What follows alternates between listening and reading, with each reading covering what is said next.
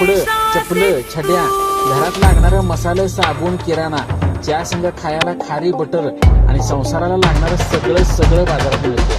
आणि वाईट स्वस्त पण मिळते. गिरायकाची आणि व्यापाऱ्याची घासाघिसीची मजा वेगळीच असते. विक्रेत्याने दर चढवून सांगायचं आणि गिरायकाने दर वाढवून मागायचं. ते चालायचं. विठ्ठल मंदिराचा आशीर्वाद शिवदुर्गाच्या छायेत असलेला हा आमच्या कित्येक पिढ्यांचा ठरलेला बाजार. देवाचा आशीर्वाद घ्यायचा, विठ्ठल मंदिरापासून चालत निघायचं ते थेट नगरपालिकेपर्यंत. जाम गर्दी, बाजारातल्या प्रत्येक चेहऱ्यात वेगळी गोष्ट, प्रत्येक विक्रेत्याकडे वेगळं आकर्षण. शेतकरी त्याची मेहनत विकतो आणि खरेदीदार त्याच्या घरची उणीव भरतो.